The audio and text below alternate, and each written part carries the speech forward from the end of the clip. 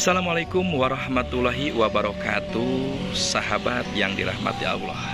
Sebelumnya Admin mendoakan mudah-mudahan pada sore kali ini sahabat semua diberikan keberkahan, umur panjang, sehat selalu, dan rezeki yang melimpah, anak soleh dan soleha, dan keturunan yang baik. Para sahabat, pada sore kali ini menjelang buka, Admin akan membawa para sahabat untuk mengenal salah satu makbaroh alim soleh. Beliau adalah salah satu keturunan daripada Waliullah Syekh Syarif Hidayatullah Cirebon dan Sultan Hasanuddin Banten dan Syekh Maulana Yusuf Banten. Beliau adalah keturunan daripada para habaib dari Rasulullah SAW yang makbarohnya ternyata ada di wilayah Cianjur, yang jarang orang yang tahu. Mungkin salah satu makbaroh yang Allah tutup-tutupi sebelumnya, yaitu di Mastur. Tapi pada saat ini kami mengajak sahabat untuk mengenal salah satu makbaroh alim soleh, keturunan daripada Syekh Syarif Hidayatullah Cirebon. Yuk kita simak dan saksikan tempatnya. Mudah-mudahan di lain waktu kita bisa berziarah ke sana. Amin ya Allah ya Rabbal Alamin. Nah, inilah perjalanan kita menuju makbaroh alim soleh, yaitu wilayah daerah Cikancana, Gekrong, Cianjur. Bagi yang mau berziarah gampang ya, dari jalur Cikancana kita bisa masuk, ataupun jalur Sukabumi, jalur Cianjur masuk ke jalur Sukabumi, kita bisa masuk. Nah, dari sana ntar ada salah satu BTN, kita masuk dan tanyakan makbaroh Syekh Abdul Ghani. Nah, kita sudah hampir sampai ya di makbaroh Syekh Abdul Ghani. Ini tempatnya sungguh sangat menarik sekali karena ada di wilayah perumahan ya, dan memang kebetulan berdekatan dengan masjid perumahan ini, sehingga ya memang ada kesempatan buat kita untuk berziarah. Sebelum melaksanakan ziarah kita bisa berwudu dulu, bersih-bersih dulu, ataupun untuk hajat yang lainnya, sehingga ketika kita masuk ke perumahan, ketika kita masuk ke makbaroh, kita dalam kondisi sudah bersih ya. Dan ini juga sangat aktif sekali dan udah penuh perumahan-perumahan ini, alhamdulillah. Namun tempat yang akan kita kunjungi itu memang ada di belakang perumahan ini. Nah, kita akan masuk ke sini, wilayah sebelah sana, dan mudah-mudahan ada juru kunci yang bisa menjelaskan tentang manaqib Syekh Abdul Ghani ini. Yuk kita akan menelusuri perjalanan para wali Allah, para pejuang agama, para sholihin. Wah, subhanallah ya. Ternyata memang hampir semua yang kita dapat makbaroh alim soleh itu kebanyakan ada di tempat-tempat terpencil, sehingga memang membawa kita untuk bisa beribadah ataupun berzikir dengan nikmat dan tenang ya. Subhanallah. Nah, coba kalau makbaroh alim soleh ada di tempat keramaian, mungkin ketika kita untuk melaksanakan ziarah, baca-baca juga tidak akan menemukan sebuah ketenangan. Ini terpaksa kita naik motor ya, karena ya, kalau kejauhan kita simpan ngeri juga.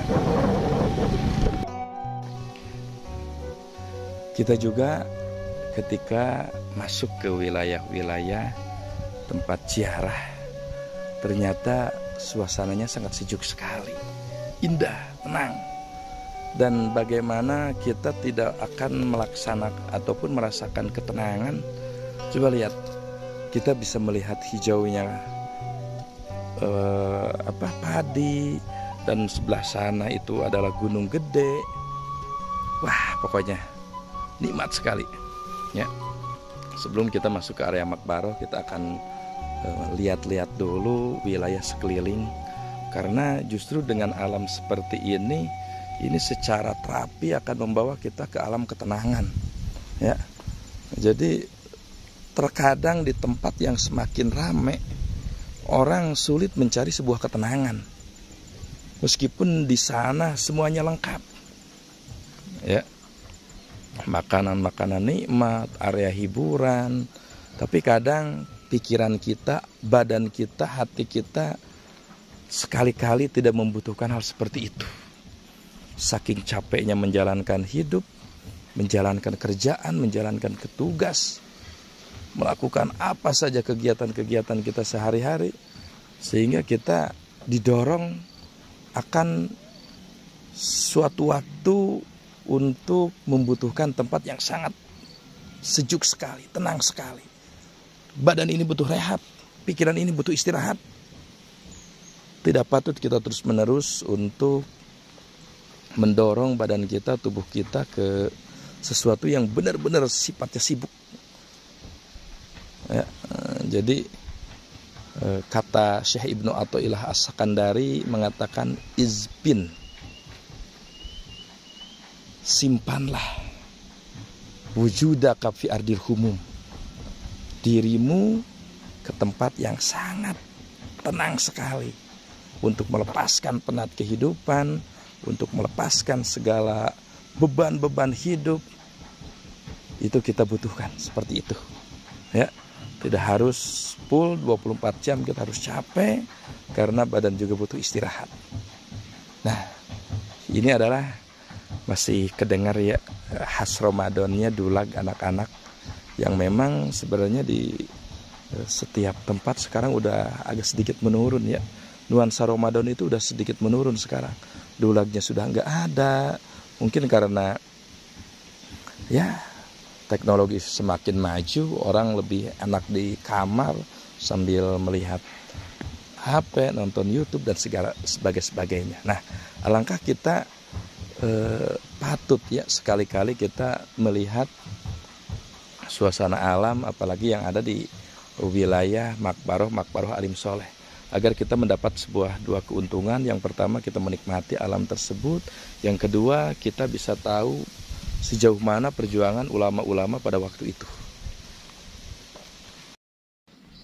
Assalamualaikum warahmatullahi wabarakatuh. Alhamdulillah, kita sekarang sudah berada di wilayah Makbaroh Alim Soleh ya. Ternyata di daerah Cianjur itu benar-benar banyak alim soleh. Sampai ya kenapa dijuluki Cianjur kota santri. Mungkin sebahagiannya banyak juga pejuang-pejuang agama terdahulu yang memang masih banyak yang belum terungkap, mastur, tertutup. Oleh karena itu kita sedikit untuk mengungkap perjuangan-perjuangan beliau, perjuangan-perjuangan alim soleh, sehingga muncullah nama Cianjur yang makmur. Dan kita juga tidak mengkesampingkan wilayah-wilayah yang lain, provinsi-provinsi yang lain, kota-kota yang lain. Tentu setiap tempat pasti ada, karena setiap tahun, setiap dekade, setiap generasi Allah pasti menurunkan sebuah alim-alim soleh ataupun wali-walinya untuk menjadikan kekuatan keberadaan bumi untuk lebih aman, tentram, dan untuk menggiring orang agar melaksanakan ibadah kepadanya. Nah, barusan kita juga menghampiri salah satu juru kunci ya dari Syekh Abdul Ghani ini, ternyata lagi keluar. Cuma kita juga menyadap dari salah satu keluarga yang memberikan sebuah penjelasan dari Syekh Abdul Ghani ini. Syekh Abdul Ghani ini ditemukan makbarohnya sekitar tahun 1981 ya, oleh salah satu keluarga yang ada di wilayah ini, kurang lebih sekitar 200 meter ataupun 300 meter dari posisi makbaroh ini. Nah, jadi pada waktu itu beliau ada salah satu ya katanya sih berbentuk sebuah impian ataupun ya kalau kita kategorikan ilham mungkin terlalu jauh ya, mungkin ada petunjuk lah sehingga memang bisa ditemukan makbaroh ini gitu. Karena pada waktu itu ada petunjuk yang di sini ada makom alim soleh, sehingga diungkaplah ataupun dicarilah tempat tersebut. Ternyata ada salah satu simbol batu nisan Emang nggak ada tulisan ya, nggak ada tulisan daripada batu nisan tersebut.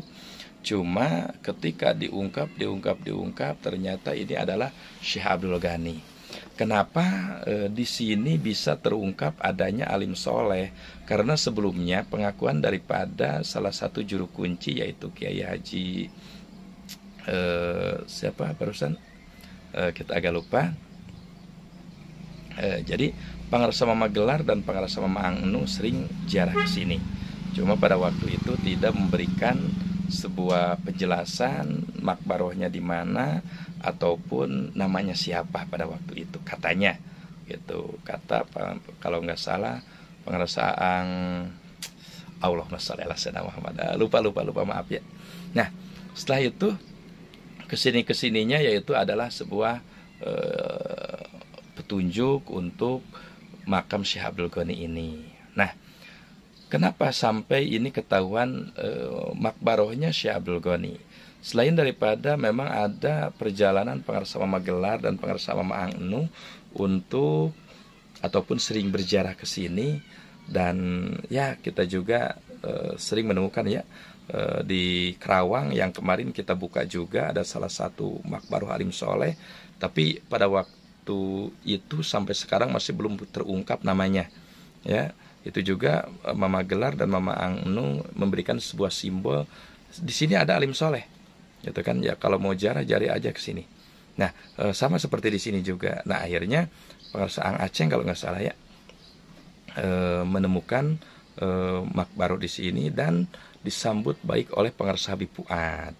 Nah, kata Pangarsa Habib Fuad, udah nanti kita akan hawalkan acara di sini.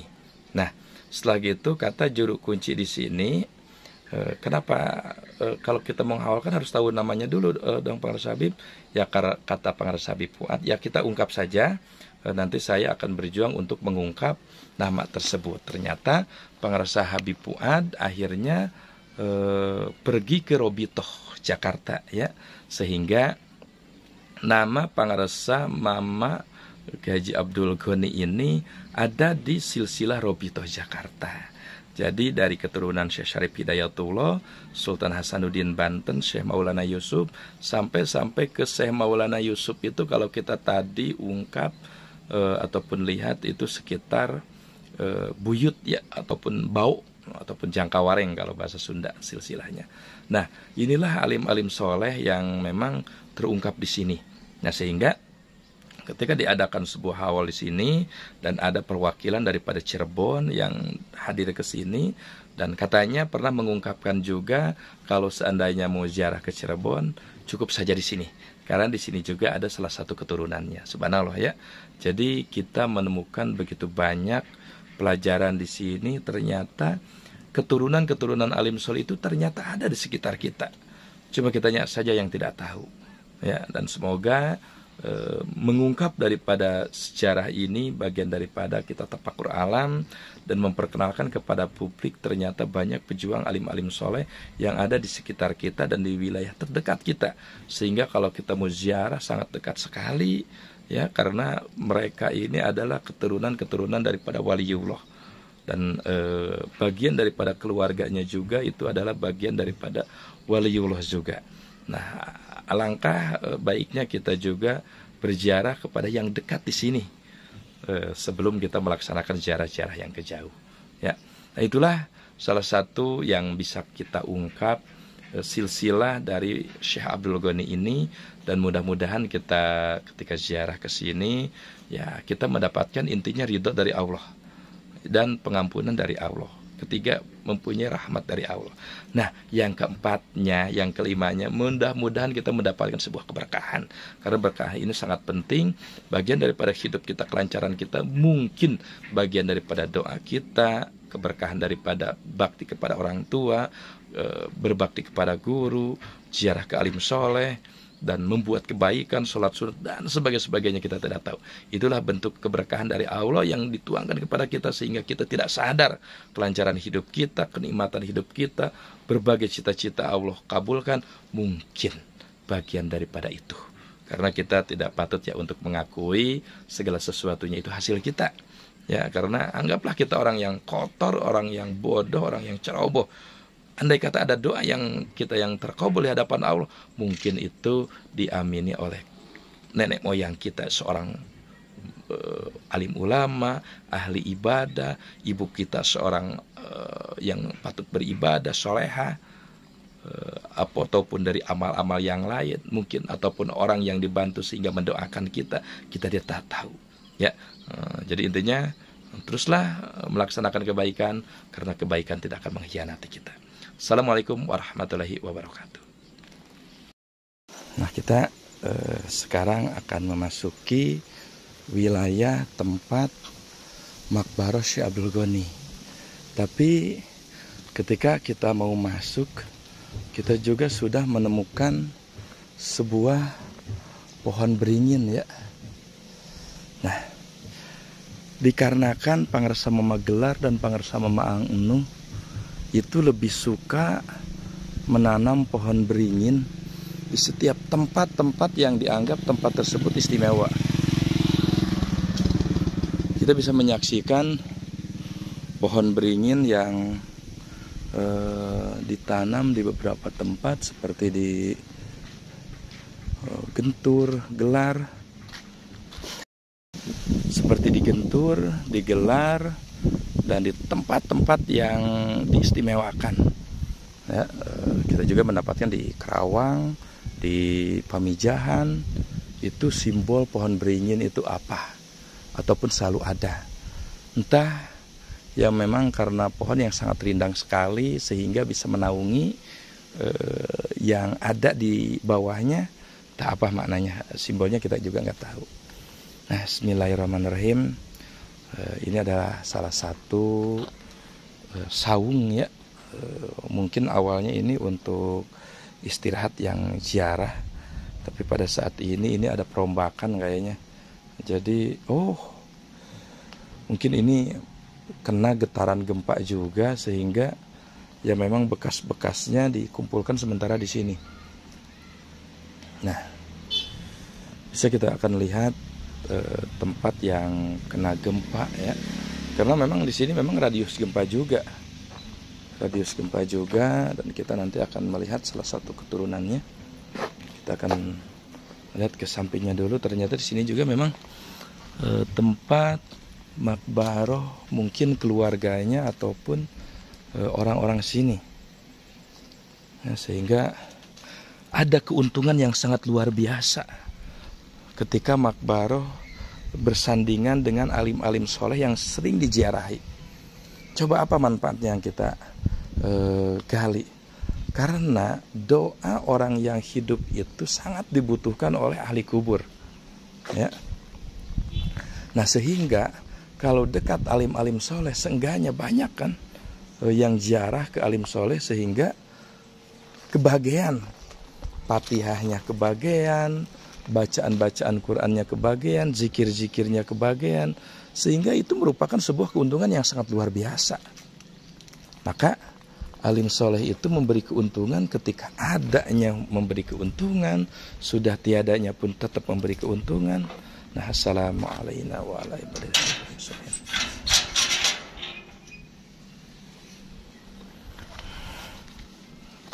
Bismillahirrahmanirrahim. Assalamualaikum ya ahlal kubur, ahlal diyar. Nah, ini adalah salah satu, ya, bentuk ketika kemarin ada gempa yang sangat luar biasa untuk Cianjur, sehingga ya memang dinding-dinding ini semuanya roboh. Dinding-dinding ini roboh, dan kita bisa melihat dulu salah satu silsilah. Ini yang paling penting, ya, silsilah. Nah, gede, ternyata silsilah Syekh Abdul Ghani Tegal Deket Citamiang Cikancana Geprong Cianjur. Ini bagian daripada keturunan Rasulullah, ya.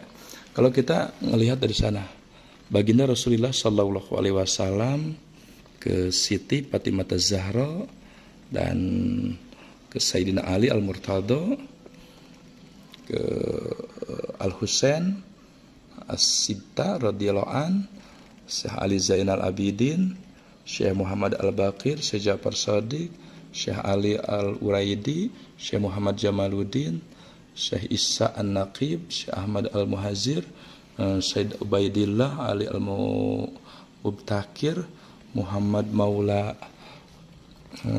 Asyaumah, Syed Alwi Sahib Bait Zubair, Syed Ali Khalil Qasam, Syed Muhammad Syed Marbat, Syed Alwi Amil Paki, Syed Abdul Malik, Syed Abdullah Khan, Syekh Ahmad Jamaluddin, Syed Jamaluddin Hussein. Ini kebagi dua ya dari sini ke Ali Nuruddin, Syekh Mansur, Syekh Ahmad, Syekh Abdul Syahid Sunan Kalijaga. Oh ini udah ke Wali Songo. Umar Syahid Sunan Murio. Ini wali juga ya, Sunan Gunung Murio.